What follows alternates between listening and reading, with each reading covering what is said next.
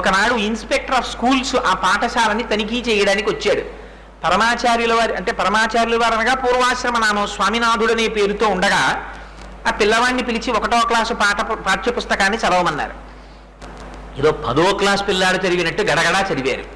అది చూసి ఆశ్చర్యపోయి ఆ ఇన్స్పెక్టర్ గారు 2వ క్లాస్ పుస్తకం తెప్పించారు. దాన్ని కూడా గడగడా చదువుతూ స్పష్టంగా అర్థం కూడా విడమరిచి చెప్పారు. ఆశ్చర్యపోయి 3వ క్లాస్ పుస్తకం తెప్పించారు. ఆ పుస్తకాన్ని కూడా గడగడా చదువుతూ విస్పష్టంగా అర్థాలన్నింటినీ చెప్పారు.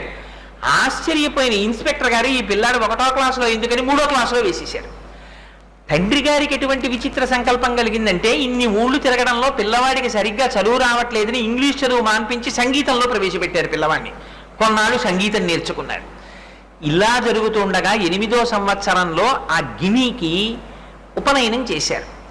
ఆ ఉపనయనం చేస్తున్నటువంటి సందర్భంలోనే